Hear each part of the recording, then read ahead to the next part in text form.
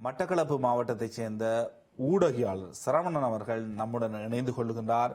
அவர் அந்த மாவட்டத்தில் எவ்வாறான நிலைமைகள் இருக்கின்றது, அந்த தேர்தல் முடிவுகள் அவ்வாறு தாக்கம் செலுத்துவதற்கு மிக முக்கியமான காரணம் என்ன என்பது தொடர்பில் நாம் பேசிக்கொள்வோம். வணக்கம் சரவணன். வணக்கம்.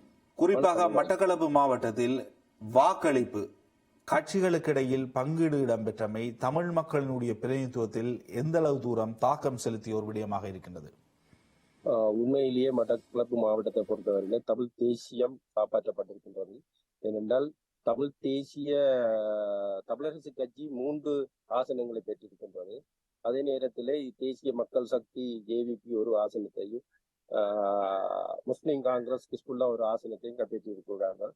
மொத்தமாக மாவட்டத்தில் 5 பிரதிநிதிகளில் 3 பிரதிநிதிகளை தமிழ் தேசியம் காப்பாற்றப்பட்டிருக்கின்றது.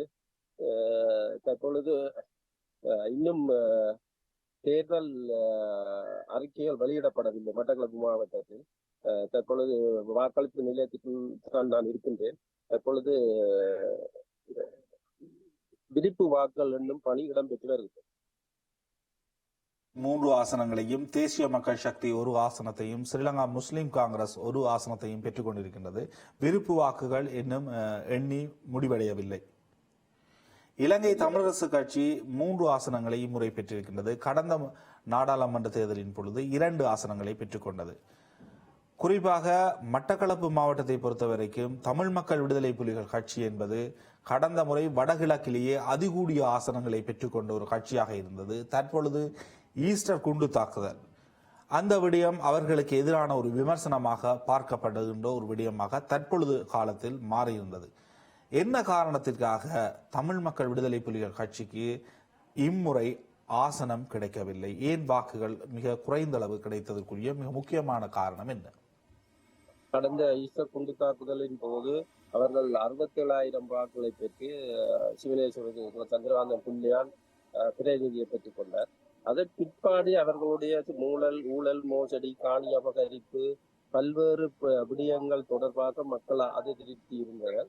இருந்த பொழுதும் அவர்களுக்கு அதை பரிகாரம் செய்ய முடியாமல் இருந்தது.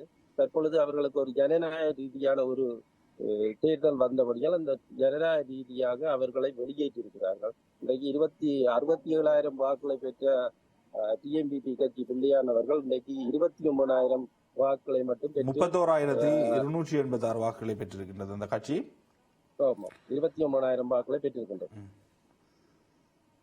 மிக அரைவாசிக்கு கீழ் குறைந்திருக்கின்றது வாக்குகள் என்பது. ஆகவே அதற்கு மிக பிரதான காரணம் இலங்கை தமிழரசு கட்சி எவ்வாறு வாக்குகளை அதிகரித்துக் கொண்டது? இலங்கையில் அல்லது வடகிழக்கில் இலங்கை தமிழரசு கட்சி மீது மிகப்பெரிய அதிருப்தி நிலை இருக்கின்றது. அந்த அதிருப்தி என்பது தேசிய மக்கள் சக்தி பக்கம் திரும்பி இருக்கின்றது. இன்னும் ஒரு தமிழ் தேசியம் சார்ந்த கட்சி பக்கம் செல்லவில்லை. ஆனால் மட்டக்களப்பு மாவட்டத்தை பொறுத்த வரைக்கும் மிகவும் ஒரு ஆதிக்கம் செலுத்தக்கூடியதாக ஒரு ஆணித்தரமான ஆசன பதிவை இலங்கை தமிழரசு கட்சி பெற்றிருக்கின்றது. அதற்கு மிக பிரதான காரணம் என்ன என்று நீங்கள் நினைக்கின்றீர்கள்? மட்டக்களப்பு மக்களை பொறுத்தவரையில் கடந்த காலத்தில் தேசியம் இல்லை என்று பலராலும் கூறப்பட்டு வந்தது. ஆனால் அவர்கள் அதை இந்த தேர்தலில் நிரூபித்திருக்கிறார்கள். நான் நினைக்கிறேன் சாணக்கியன் அவர்கள் 60,000 விருப்பு வாக்குகளை பெற்றிருக்கின்றார். இன்றைக்கு தமிழரசு கட்சி 1,05,000 கிட்ட வாக்குகளை பெற்றிருக்கின்றனர்.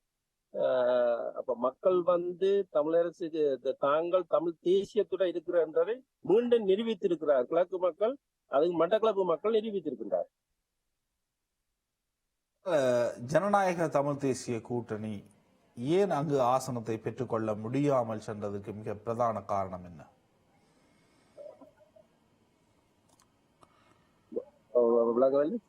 ஜனநாயக தமிழ் தேசிய கூட்டணி மட்டக்களப்பு மாவட்டத்தில் ஏன் ஜனநாயக கூட்டணியில் சங்கு சின்னத்துல போட்டியிட்டவர்கள் ஏற்கனவே பாராளுமன்றம் இருந்த பிரதிநிதிகள் மற்றும் வேற கட்சிகளில் தமிழரசு கட்சியில் உடைந்து சென்றவர்கள் அந்த கட்சியில் இருந்தபடியால் மக்கள் தீர்ப்பு வழங்கி இருக்கின்றார்கள்.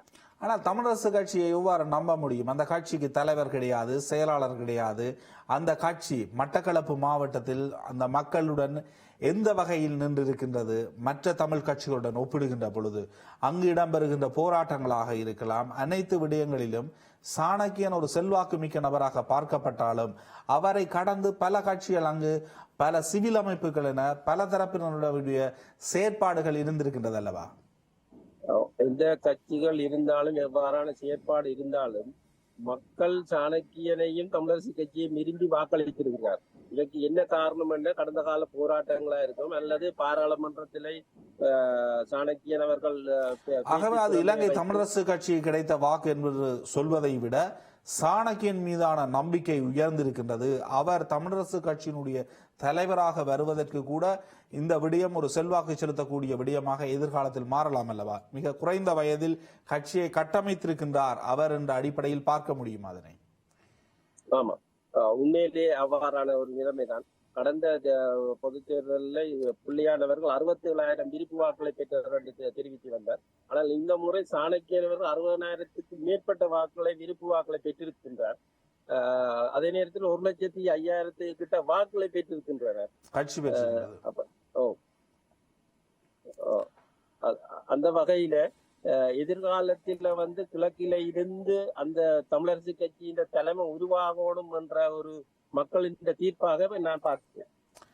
நாடாளுமன்ற தேர்தல் 2024 சிறப்பு நேரனுடன் இணைந்து தன்னுடைய கருத்துக்களை பரிமாறிய ஊடகவியலாளர் சரவணனுக்கு நன்றிகள். நன்றி.